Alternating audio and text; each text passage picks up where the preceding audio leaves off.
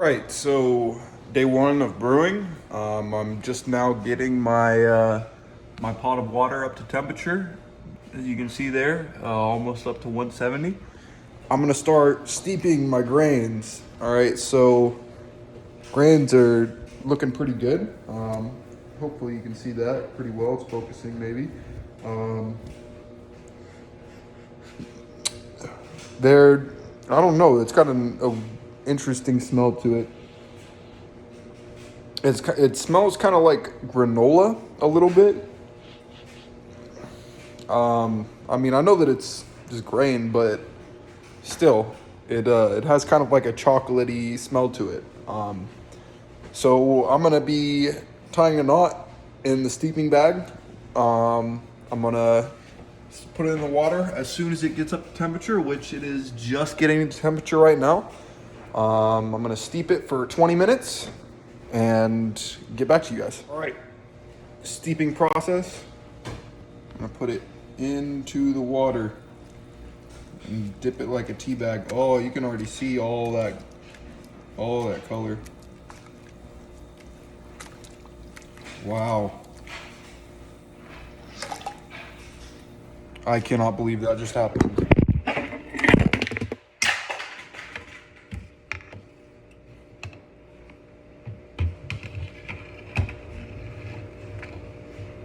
But I got it. That's all right. So, all right, I didn't want to show the whole process of me stirring it in there, but just put the malt extract syrup into the pot with the wheat, or the grains, I mean, and I've been stirring it, just trying to get it completely dissolved in here, and then I'm gonna return it to the boil, and then put in the hops, let it boil and stir for about 1 hour, and then I'll go from there. To point this out while it's getting a boil going on, but look at that color. Look at that movement in there, man. That's crazy. That's beautiful.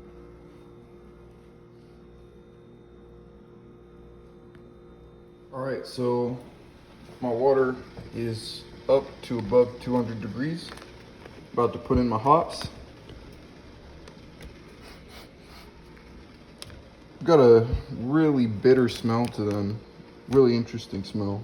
So told me to put it in slowly, so I'm gonna put it in slowly and stir constantly and get back to you. All right, so I've added the hops to the mixture. Stirring up every now and then. Got a timer for 1 hour, gotta let it sit.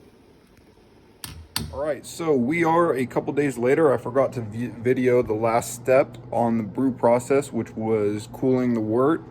But all I did for that was just put that pot of wort in an ice bath for about an hour, and then cleaned up all my stuff, and I transferred it over to this bucket. This is the fermenting bucket.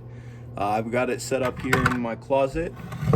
You can see right here the carbon dioxide is allowed through, and you can see it going up there. It's preventing oxygen from getting into the mixture and also microorganisms. So I've got about 2 more weeks, a little bit less than 2 weeks. Just waiting game. I'm looking forward to bottling day. Alrighty, so it's bottling day. I'm currently moving my brew down into my bottling bucket. I've got my disinfecting station right here. So I'm gonna be disinfecting while I'm bottling at the same time, so I could be saving some time. Yeah, I got a lot of work, so keep you guys posted. So I forgot to video it, but I basically just hooked that hose up to the bucket that I was putting the beer into and filled up my beer, or my bottles, I mean. So I made 46, well, really 45 and however much that one is, but pretty much 46 beers.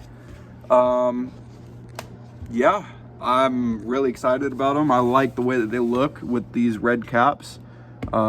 Makes them look vintage and nice, but Yeah, I really cannot wait to drink these things. I took a little sip of the wort, I guess, or the beer that hadn't carbonated yet, and yeah, it tasted pretty good. Just like flat beer, I guess. It's got some really good, interesting flavors. I did the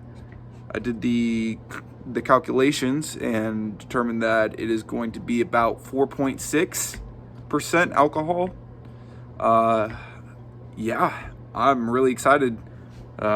Man, these 2 weeks went by super slow, but now that I know that I'm just waiting to dig into these, it's gonna go by a lot slower. But anyways, I will see you guys first time I drink it. I'm gonna be drinking this one right here. All right, guys, so we got the beer. It is all done. It is time to test it out. If I could open this bottle. There we go. Oh yeah. Well, here it is.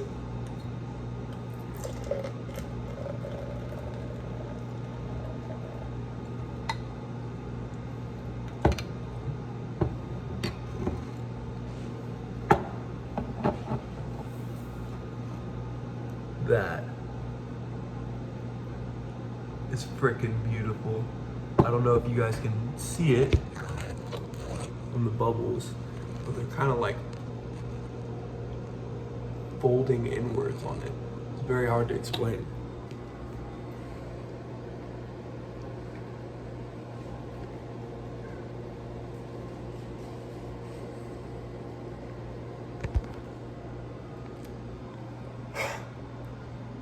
That is incredible.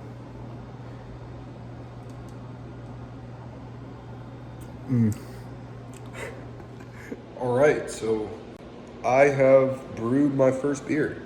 This is the Block Party Amber Ale by Northern Brewer, and gotta say, it's not that bad. Definitely not an amber guy myself, but it smells great. It tastes, I mean, it's all right. It's got a caramel kind of start to it, and then a malty kind of smooth finish to it. It's really not bad. I mean, I definitely drink this over a darker any day. Well, regular darks. I mean, if I find a dark that I like, then that's a different story. But as of aroma,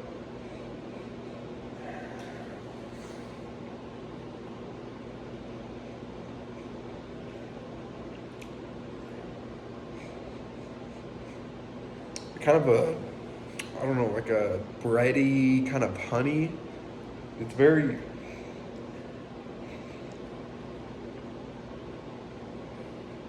smooth, very distinct smell, but also very subtle at the same time. As for the bubbles, so the bubbles, it bubbled up a lot.